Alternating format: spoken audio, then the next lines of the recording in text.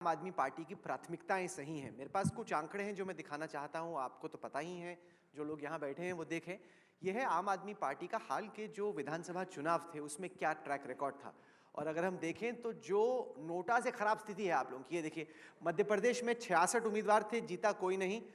कुल मिला के जो वोट शेयर था वो था 0.54, 5.4%। राजस्थान में 88 उम्मीदवार थे, वोट आए 1,48,000, एक सीट पे नहीं पूरे राज्य में। जो कुल वोट शेयर था वो था 0.38%। छत्तीसगढ़ में 57 उम्मीदवार लड़े 90 सीटों पर, 1,44,000 वोट आए, 0.93।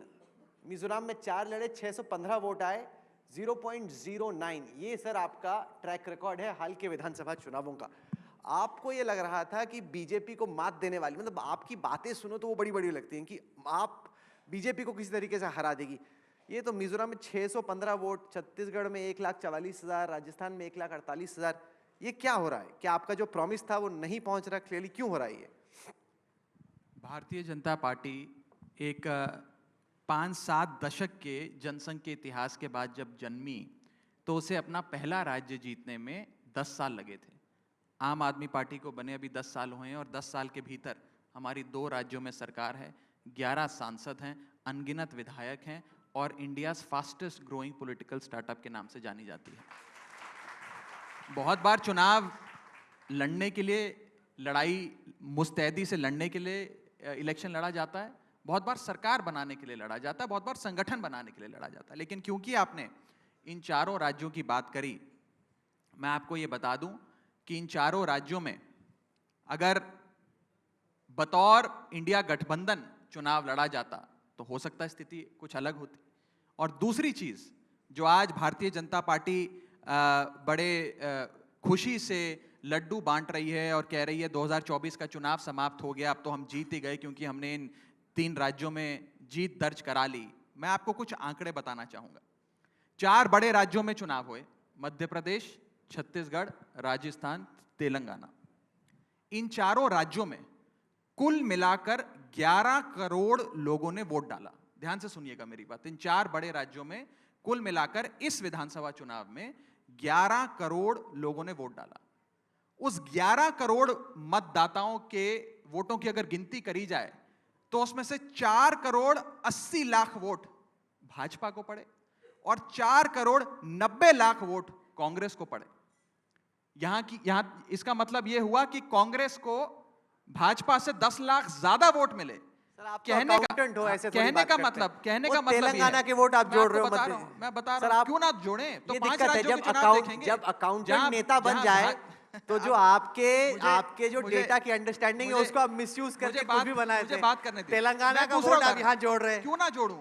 जब 4 राज्यों में चुनाव हुए तो मैं क्यों ना जोड़ूं? और चलो मैं 5 राज्यों की बात करता हूं। फिजिक्स के मार्क्स जोड़े जाते हैं फिजिक्स के एग्जाम में, बायोलॉजी के मार्क्स थोड़ी जोड़ के कहते हैं फिजिक्स और बायोलॉजी मिला दो तो मेरे साइंस में इतने आए। मैं आगे चलता हूं। तो बेस्ट ऑफ 4 थोड़ी देखा जाता है। आपको कोई बेस्ट ऑफ 3 या बेस्ट ऑफ 2 बोल भी इतने कॉन्फिडेंस से रहे हैं मुझे, अगर आदमी ना पकड़ पाए बोले यार ये तो बड़ी कमाल की बात कर रहे हैं, कांग्रेस के ज्यादा वोट आए थे। मैं अपनी बात समाप्त कर लेता हूं। पहली बात यह है कि जब आप एग्जाम में बैठते हैं तो आप सारे एग्जाम्स में बैठते हैं। अब आपने आम आदमी पार्टी के लिए 4 राज्य दिखाए जहां हमारा कोई अस्तित्व नहीं था। मैंने भाजपा का तेलंगाना दिखा दिया तो आपको दर्द होने लग गया। चारों राज्यों की बात हो ना, अब क्यों दर्द हुआ आपके दिल में? आम आदमी पार्टी के 4 राज्य दिखा रहे हो और कह रहे हो आम आदमी पार्टी का सुपड़ा साफ हो गया, तो वहां तो हमारा अस्तित्व ही नहीं है। हम तो संगठन बनाने के लिए चुनाव लड़े। भाजपा जो तेलंगाना में 50 साल से चुनाव लड़ रही है, मैं तेलंगाना दिखा दिया तो आपको दर्द होने लग रहा है कि बेस्ट ऑफ 3 दिखाओ। मैं तो चारों राज्य दिखाऊंगा। मेरी आगे बात सुनिए। 4 बड़े राज्यों में चुनाव हुआ, 11 करोड़ वोट पड़े और भाजपा को 4 करोड़ 80 लाख वोट मिले, बाकी सारा वोट विपक्ष का। एक चीज। दूसरी चीज, 4 भी छोड़िए राहुल जी, 5 राज्यों की बात करते हैं। 5 राज्यों में भी चुनाव हुए, छत्तीसगढ़, राजस्थान, मध्य प्रदेश, तेलंगाना, मिजोरम। इन 5 राज्यों में कुल मिलाकर 84 सीट्स हैं लोकसभा की, 84 सीटें। इन 84 सीटों में से आज भाजपा के पास 65 सीटें हैं।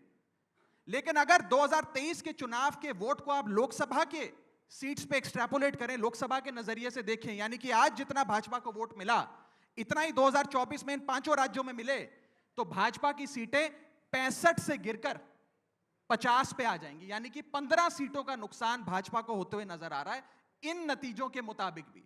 तो भारतीय जनता पार्टी को ज्यादा खुशी मनाने की उसमें जरूरत दिक्कत नहीं है ये इन राज्यों के कि चुनावों ये को तो देखते हुए। विधानसभा के चुनाव थे, उसमें लोकल इश्यूज पे साधारण तौर पे चुनाव होता है, आप उसको जोड़ के कर रहे हैं। ये बट इसी तरह की मैच जहां गड़बड़ रहती है ना, आपकी सेफोलॉजी ऐसी करके आपको लग रहा था कि आप गुजरात में जीत रहे हैं, आप तो कॉन्फिडेंट थे, लिख के दे रहे थे कि जीत रहे, और गुजरात में हुआ ये कि एक विधायक तो इनका कल ही छोड़ के चला गया, पहले 6 थे, अब उसमें भी एक निकल गया। कोई नहीं। जनता तो छोड़ के नहीं गई ना, विधायक ही गया है, जनता तो आज भी साथ खड़ी है। और बड़ी बात देखिए, ये कहना उचित नहीं है कि राज्य का चुनाव लोकल मुद्दों पे होता है।